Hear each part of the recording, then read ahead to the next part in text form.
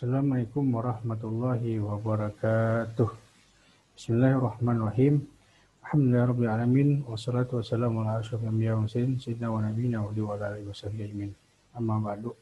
Alhamdulillah hari ini kita memasuki pembelajaran tentang mata kuliah Ulumul Quran. Yang mana hari ini Bapak sebagai dosen pengampu mata kuliah Ulumul Quran hanya sebagai pembimbing, pengampu. Jadi di sini kita sama-sama belajar lah, sama-sama belajar tentang materi Ulumul Quran. Bapak belajar juga, bagian kalian juga belajar sama-sama. Nah, kenapa jadi Bapak belajar? Karena Bapak membaca juga. Seandainya tidak mengampu mata kuliah Ulumul Quran, mungkin tidak mengajar inilah. Nah, jadi kita sama-sama belajar. Artinya Bapak belajar, kalian belajar. Nah, jadi tidak ada yang merasa paling pintar. Nah, pokoknya sama-sama belajar lah. Nah, baik, kita bahas tentang materi pertama ini. Tentang apa? Tentang Ulumul Quran. Pengertian Ulumul Quran. Kita ketahui bahwa Ulumul Quran itu tersusun dari dua kata secara idofi. Nah, secara idofi ini dalam bahasa Arab adalah grammar bahasa Arab, yaitu terdiri dari mudhof dan mudhof ilaih. Mudhofnya apa? Mudhofnya adalah kata ulum, sedangkan mudhof ilaihnya adalah ada pada kata Al-Quran.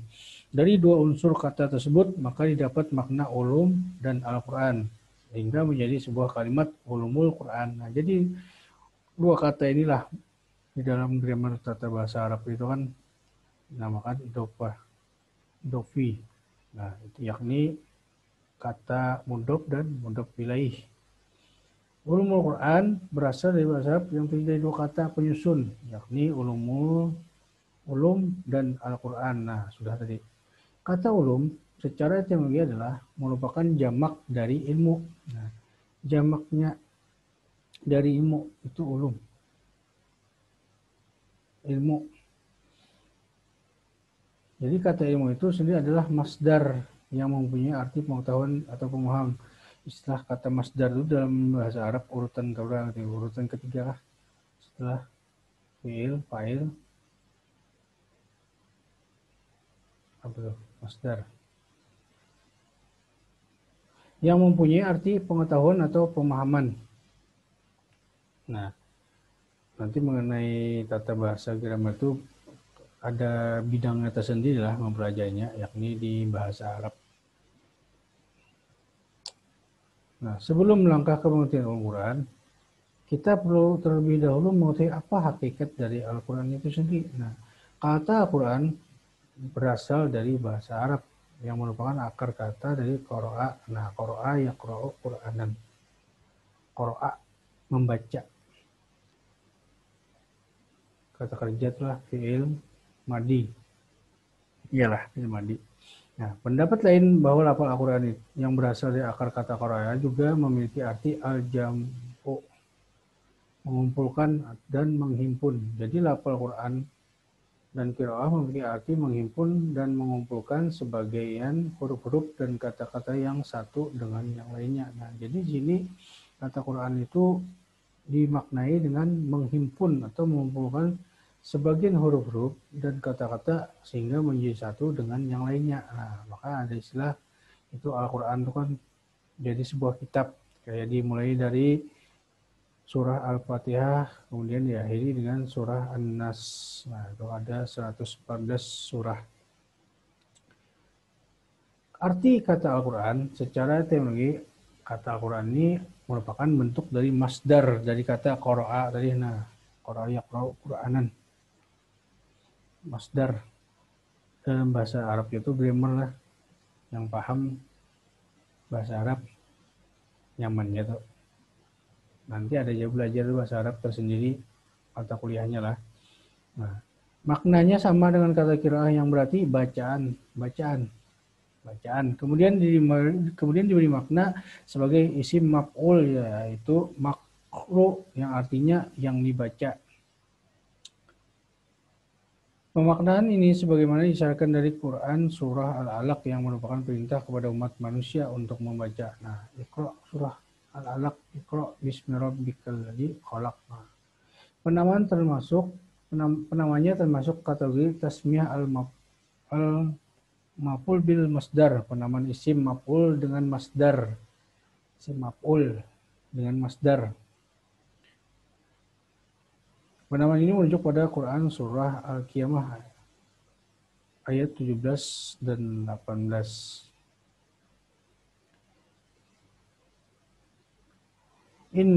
Bismillahirrahmanirrahim. Inna alaina jam'ahu wa qur'anah. Wa idza qara'nahu fattabi' qur'anah. Artinya, Pak, sesungguhnya atas tanggungan kamilah mengumpulkan di dalamnya dan membuatnya pandai membacanya. Apabila kami telah selesai membacakannya, maka ikutilah bacaan itu. Dari segi terminologinya, Al-Quran itu didefinisikan oleh para pakar usul fikih dan para pakar fikih dan bahasa Arab adalah sebagaimana berikut. Al-Quran itu yakni kalam Allah yang diturunkan kepada Nabi Muhammad SAW yang lapas-lapasnya mengandung mukjizat. Membacanya mempunyai nilai ibadah yang diturunkan secara mutawatir bertahap. Dan yang ditulis pada mushaf mulai dari surah Al-Fatihah sampai akhir surah An-Nas. Nah, jadi kita sudah tahu tadi kata ilmu itu kan sebuah ulum tadi kan sebuah maknanya adalah pengetahuan atau pemahaman. Sedangkan Quran tadi kan didefinisikan bacaan itu secara etimologi bahasa. Kemudian Al-Quran itu secara terminologi didefinisikan oleh para pakar usul fikih maupun bahasa Arab itu didefinisikannya adalah bahwa Al-Quran itu kalam Allah yang diturunkan kepada Nabi Muhammad yang lapas-lapasnya mengandung mukjizat, membacanya mempunyai nilai ibadah yang diturunkan secara mutawatir. Nah, mutawatir berangsur-angsur, kadang langsung sekaligus. Dan yang ditulis pada mushaf mulai dari surah Al-Fatihah hingga surah akhir An-Nas. Nah, itulah definisi dari makna Al-Quran tadi. Definisi Al-Quran yang dikemukakan oleh para ahli atau para ulama yang maknanya mampu membedakan dengan definisi lain adalah sebagaimana berikut.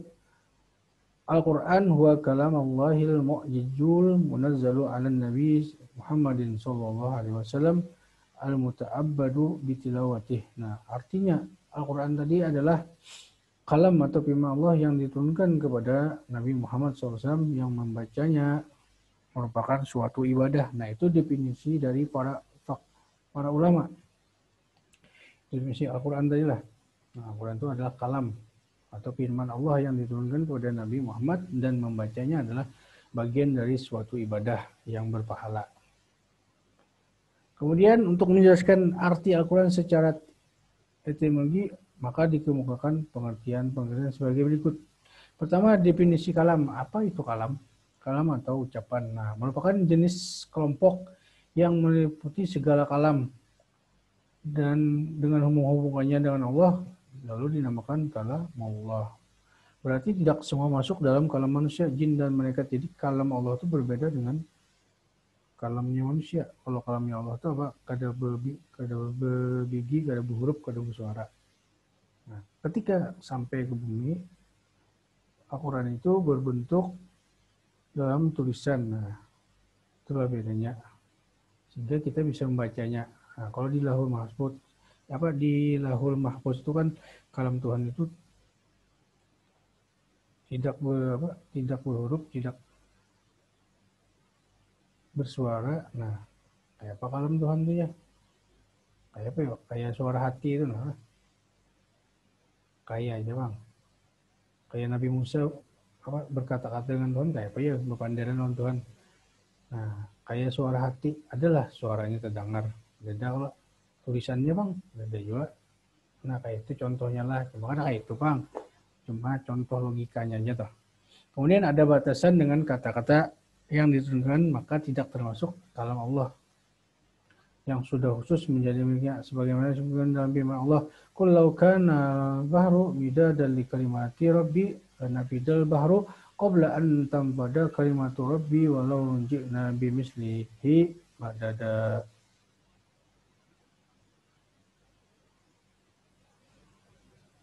Artinya apa?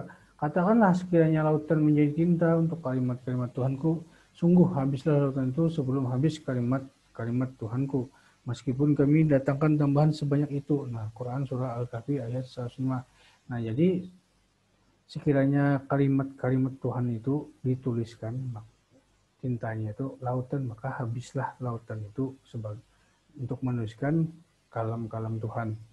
Meskipun kami datangkan tambahan sebanyak itu, meskipun ada lagi tambahan dari mana aja tuh tintanya, kar sanggup.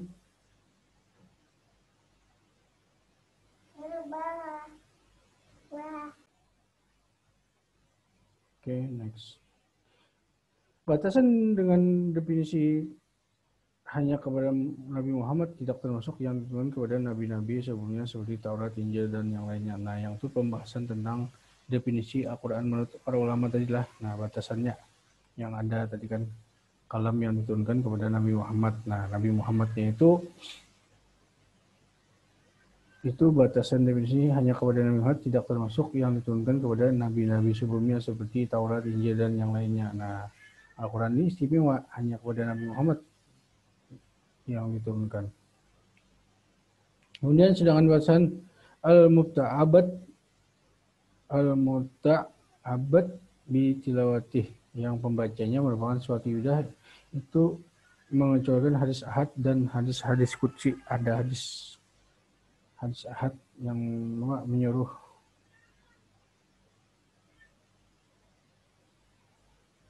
melarang menulis hadis, yang melarang menulis hadis pada masa turunnya Al-Quran. Kenapa? Karena Nabi khawatir ketika wahyu masih turun, kemudian para sahabat juga menulis sabda-sabda Nabi, maka dikhawatirkan akan bercampur. Nah, itu yang maksud jadi dilarang pada masa Al-Quran itu belum sempurna turunnya lah. Nah, itu Nabi ketika itu melarang. Kenapa jadi Nabi itu melarang? Nah, ketika Nabi wafat, barulah para sahabat berinisiatif menuliskan kumpulan kalam-kalam dari Nabi, supaya kada bercampur lawan Al-Quran. Itu batasannya lah, yang kenapa ketika membacanya adalah suatu ibadah. Al-Quran sebagai kalamullah meliputi pengertian kalam nafsi dan kalam lafzi. Nah, kalam nafsi ini adalah pengertiannya abstrak, ada pada zat Allah aja, bersifat kodim dan azali, tidak berubah oleh adanya perubahan ruang, waktu, dan tempat. Dengan demikian kalamullah bukanlah makhluk. Itu dari definisi kalam nafsi. Nah, masih di Lauhul Mahfuz lagi. Jadi Al-Quran itu kodim. Sedangkan ketika sampai ke dunia itu dinamakan kalam lafzi. Nah, dalam pengertian ini sebenarnya hakikat ya dapat ditulis dan dibaca dan disiwakan oleh makhluknya, yakni berupa Al-Quran yang biasa dibaca sehari-hari oleh kaum muslimin. Dengan demikian kalam lafzi ini bersifat hadis baru dan termasuk makhluk. Nah, ketika Al-Quran atau kalam Tuhan itu sampai ke dunia, itu dinamakan kalam lafzi lah. Artinya ada huruf dan kalau dibaca tulis. Tapi ketika masih di Lauhul Mahfuz itu dinamakan kalam nafsi. Nah, abstrak. Makanya Al-Quran itu kodim, bukan makhluk. Tapi ketika sudah bertulis buku kitab, maka dinamakan baru. Nah, itu yang ada ini adalah ada kitabnya. Kalau dibaca, nah baru jadinya.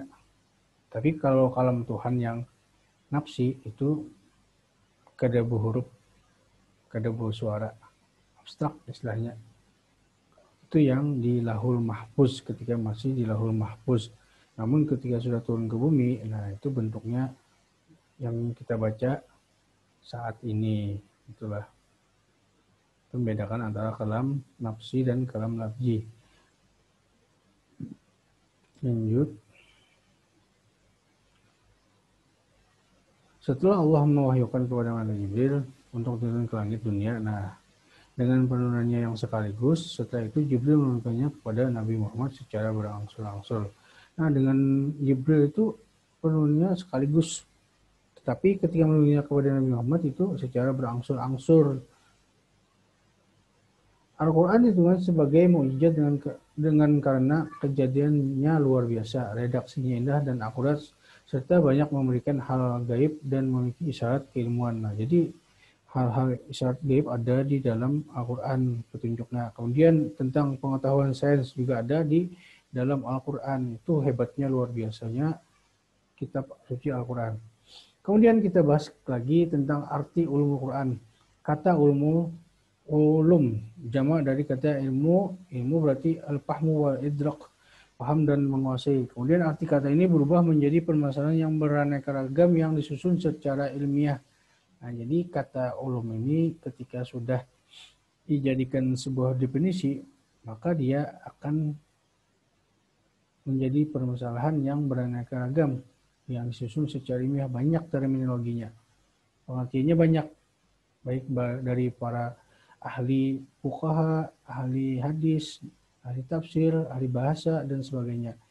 Itu yang kenapa beraneka ragam yang disusun secara ilmiah. Kemudian ulumul Quran secara etimologi, secara bahasa maksudnya adalah ilmu tentang Al-Quran. Nah, jadi ilmu tentang Al-Quran itu dinamakan ulumul Quran secara bahasa. Dengan kata lain, itu adalah ilmu dengan pengertian pembahasan-pembahasan yang berkaitan dengan Al-Quran. Adapun definisi Al-Quran secara teknologi tadi, menurut Abu Shahbah, adalah sebuah ilmu yang memiliki banyak objek pembahasan yang berhubungan dengan Al-Quran. Kemudian yang berhubungan dengan proses penurunannya. Kemudian urutan penulisan. Kemudian kodifikasi. Kemudian cara membaca penafsiran. Kemudian kemukjizatannya, kemudian ayat-ayat nasih dan mansuh, kemudian ayat muhkam dan ayat mutasyabihat, sampai pembahasan-pembahasan lain. Itu yang didefinisikan oleh Syekh Abu Shahbah, mendefinisikan tentang Al-Quran secara istilah. Nah, banyak itulah prosesnya, baik dari segi Al-Qurannya, baik dari segi proses nuzul Qurannya maupun penulisannya, hingga sampai kodifikasi lah, urutan tadi lah, misalnya dari surah-surah, awal surahnya apa, dimulai dari surah apa, Al-Fatihah, Al-Baqarah, nah berurutan. Itu yang dinamakan mengkodifikasi. Lanjut lagi.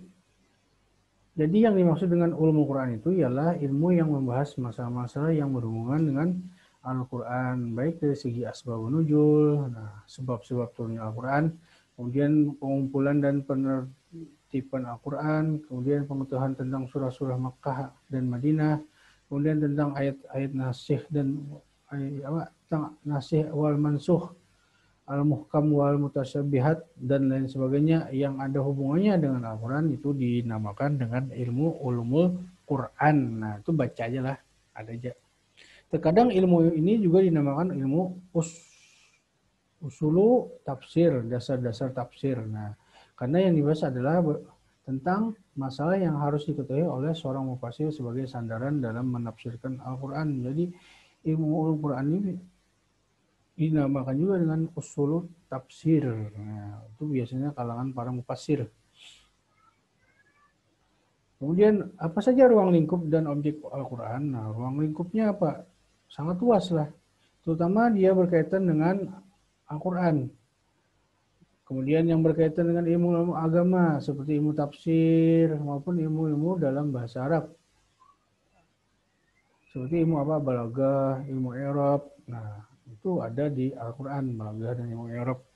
Di samping itu masih banyak lagi ilmu yang tercakup di dunia. Nah, di dalam kitab Al-Itqan, karangan Imam As-Sayuti mengatakan bahwa sebanyak 80 cabang ilmu di dalam Al-Quran itu. Banyak tuh membahas ilmu Al-Quran itu ada 80 cabang menurut Imam Sayuti. Kemudian mengutip lagi kepada pendapat Abu Bakar Ibnu Al-Arabi mengatakan bahwa ilmu Quran itu memiliki 77.450 ilmu. Nah, banyak banget itulah. Dalam ilmu Quran itu banyak dibahas, baik dari segi sainsnya, dari segi agamanya, dan dari segi global, universal, dan macam-macam lainnya. Itu banyak terkandung di dalam pembahasan ulumul Quran. Jadi 77.450 ilmu bisa dibahas di dalam satu studi tentang ulumul Quran ini. Nah, banyak itu. Coba luar biasa kan. Al-Quran itu, ulumul Quran itu kalau kita bahas satu persatu maka waktunya akan lama. Nah, kemudian pembahasan Al-Quran ini sangat luas oleh Imam Asy'uti dalam bukunya Al-Itqan fi Ulumul Quran, menguraikan sebanyak 80 cabang tadi. Nah, ada 80 cabang ilmu dan setiap cabang masih ada lagi cabangannya, perinciannya. Oh, banyak lagi. Cabang ada cabang. Nah, setiap cabang ada cabang. Itu banyak. Jadi 80 ini banyak cabangnya lah. Nah, menurut Dr. Quraish Shihab, materi cakupan ulum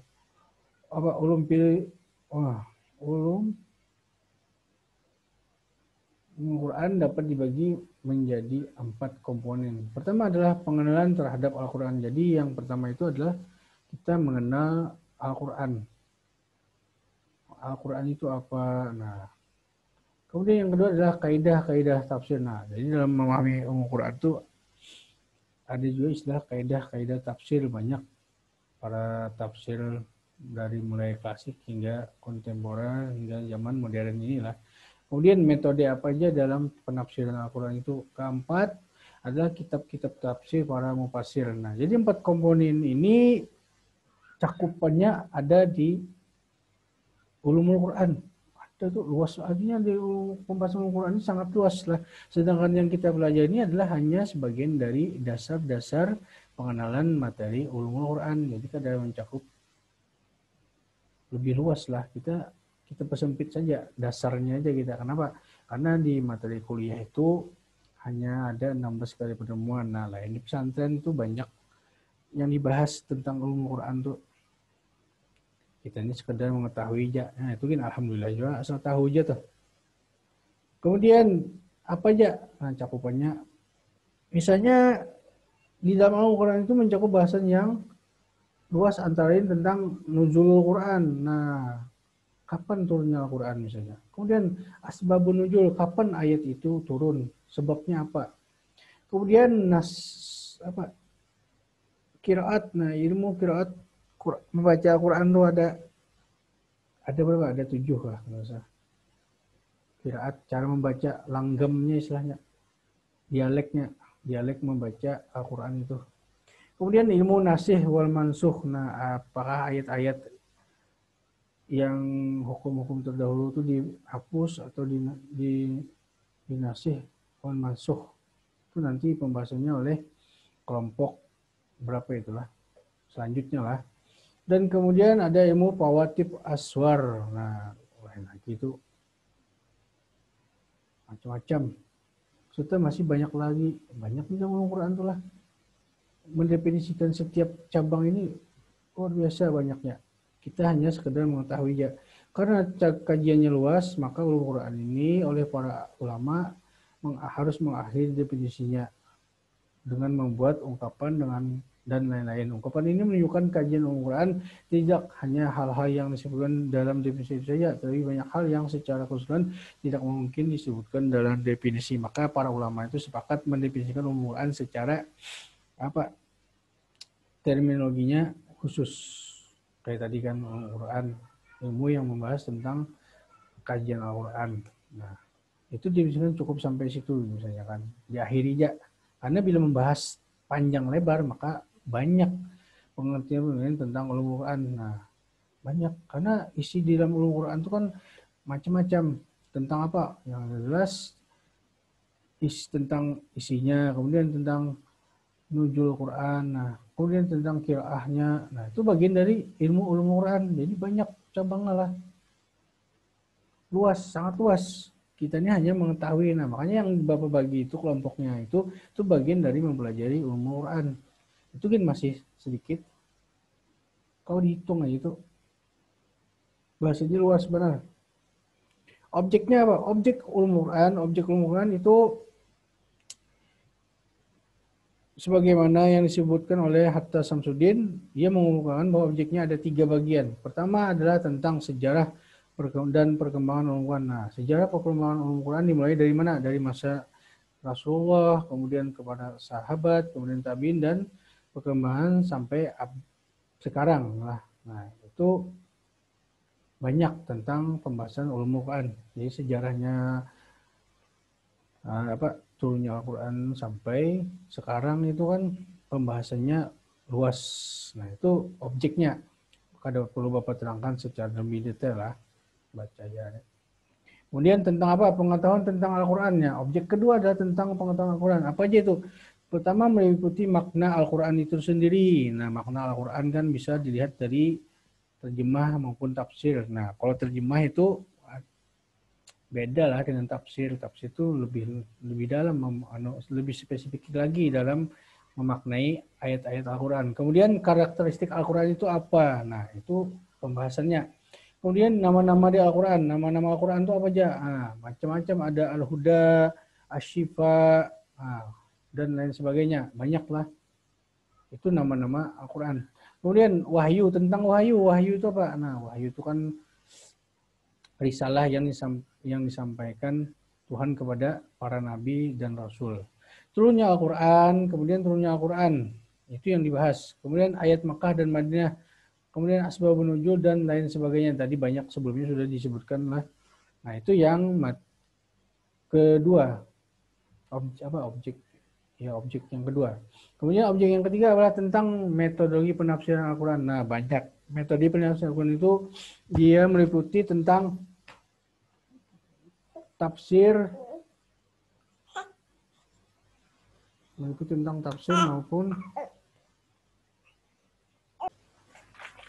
Oke, lanjut. Yang ketiga, metode penafsiran Al-Quran. Nah, meliputi pengertian penafsiran Al-Quran dan takwil. Kemudian syarat-syarat seorang mufassir itu apa aja dan adab-adabnya. Nah, itu komponen yang dibahas di dalam objek ulumul Quran. Nah, kemudian sejarah dan perkembangan ilmu tafsir serta kaidah-kaidah dalam penafsiran Al-Quran. Kemudian muhkam dan mutasyabihat, am dan khos. Nah, ada di dalam Al-Quran itu ayat yang berhubungan ayat yang bersifat am maupun yang khos, yang umum maupun yang khusus. Kemudian nasikh wa mansukh dan lain sebagainya.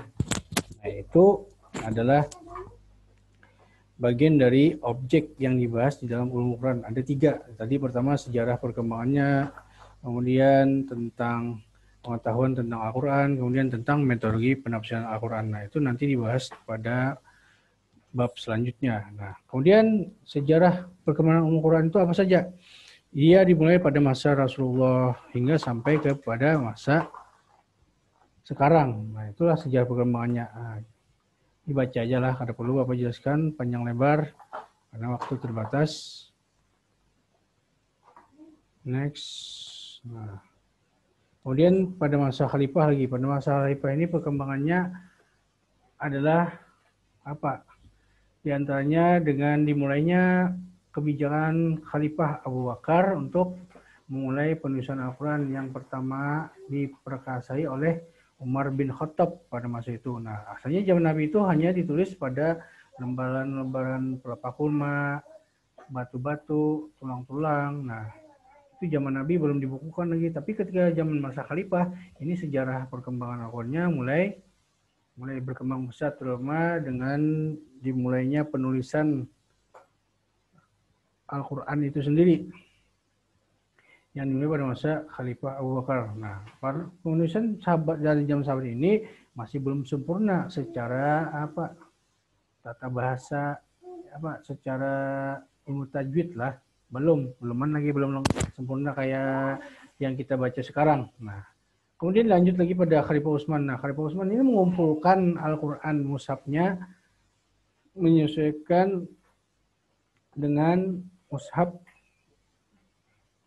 atau pedoman dari mushaf yang disusun pada masa Sayyidina Abu Bakar. Nah, dengan kebijakan menyatukan kaum muslimin pada satu mushaf. Nah, jadi Khalifah Utsman ini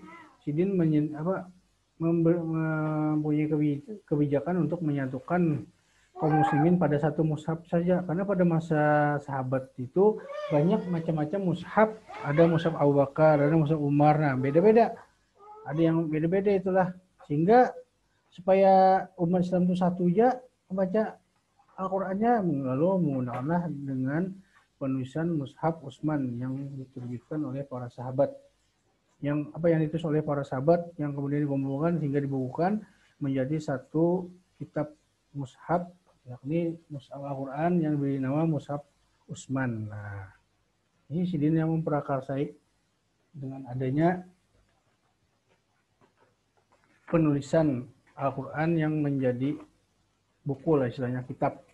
Nah, Khalifah Utsman ini supaya bacaan umat Islam itu satu aja dengan menggunakan rasam Utsmani. Nah, atau itulah.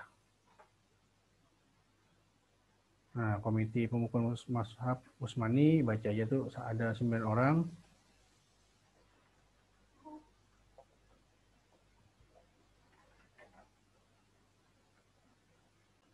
Nah, metode dalam pemukulan Al-Quran. Nah, banyak itu. Metode dalam pemukulan Al-Quran itu sudah kita ketahui berpegang pada Mushaf Abu Bakar yang tersimpan di Hafsah putri Umar bin Khattab. Nah, pada masa itu Sayyidina Utsman beralasan karena tulisan dalam Mushaf Abu Bakar itu berasal dari catatan sahabat yang ditulis ketika Rasulullah masih hidup. Begitu pula berasal dari hafalan para sahabat. Dengan demikian jelas sekali bahwa Mushaf Utsman nantinya sama seperti yang terdapat dalam Mushaf Abu Bakar. Jadi pedomannya adalah penulisan waktu pada masa Khalifah Utsman itu menggunakan pedoman Mushaf Abu Bakar. Nah, itulah. Itu metode awal. Jadi rujukan dasarnya adalah Mushaf dari Sayyidina Abu Bakar.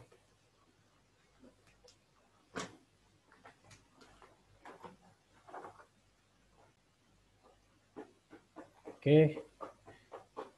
Baca aja lah banyak itu tentang Al-Quran. Oke.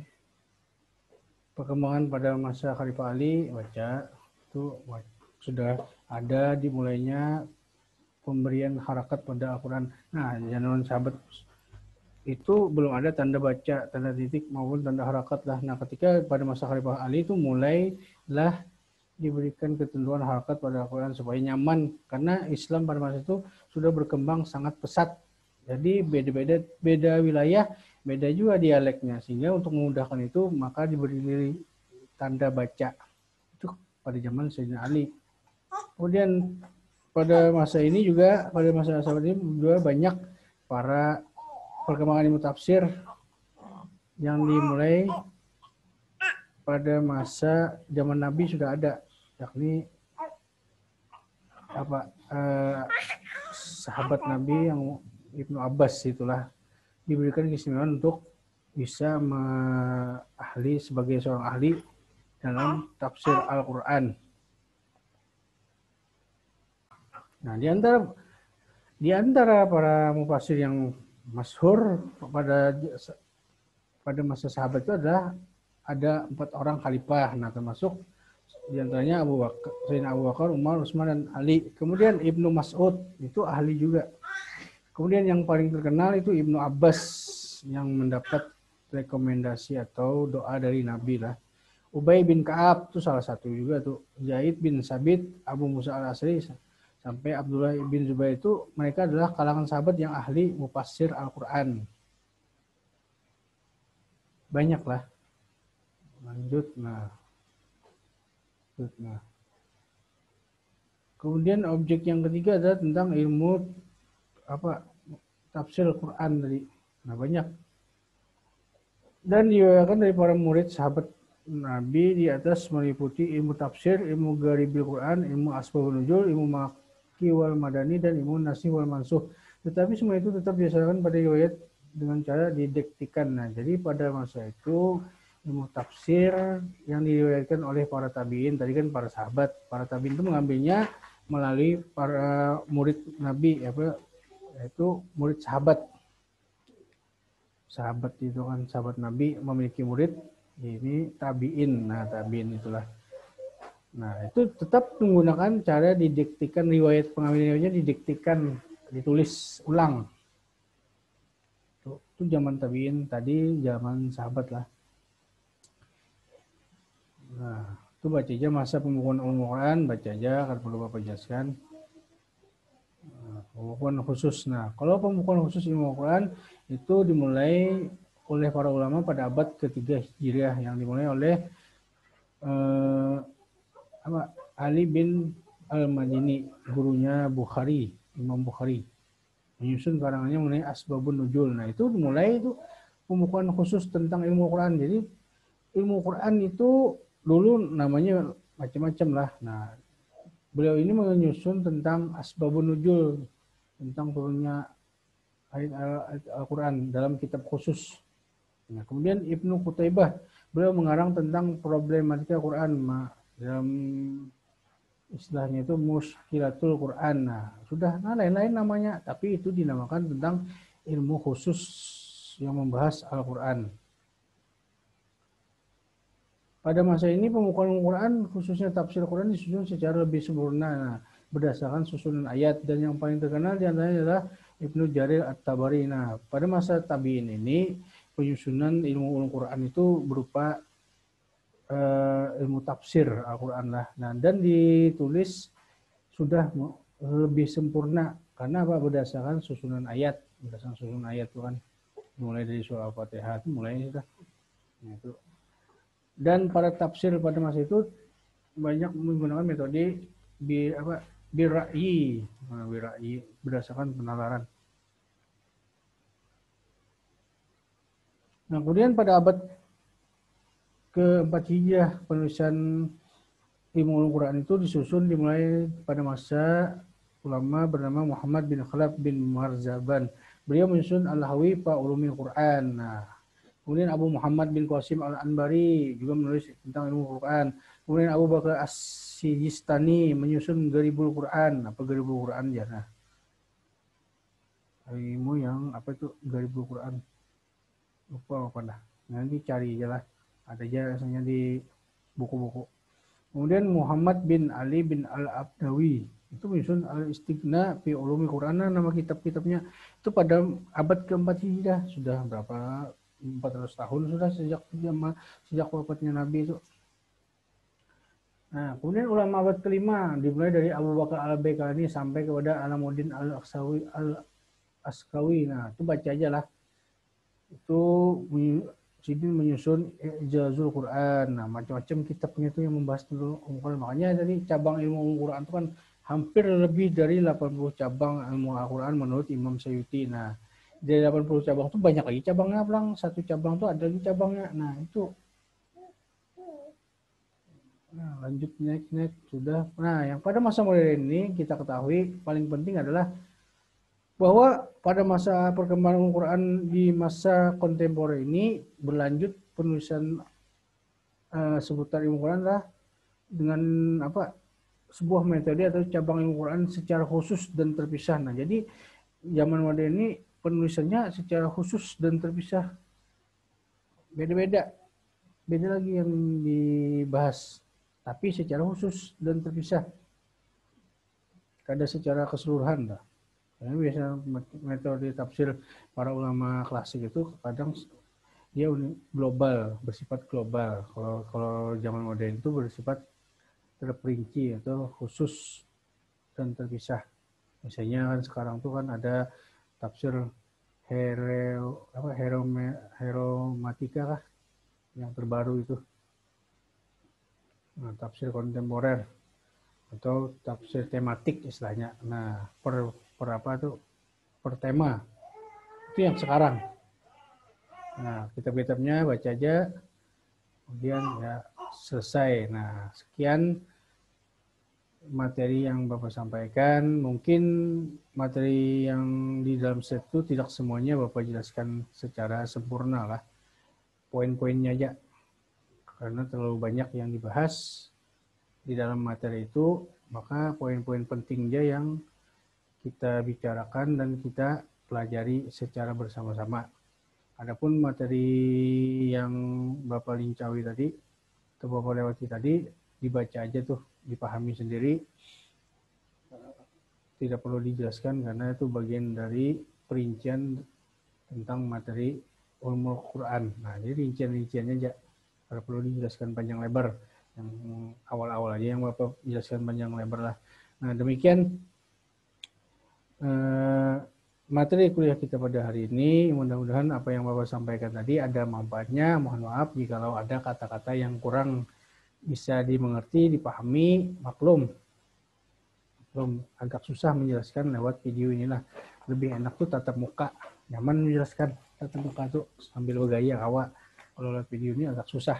Nah demikianlah, mohon maaf, minta halal, minta ridho. Wabillahi taufiq wal hidayah. Wassalamualaikum warahmatullahi wabarakatuh.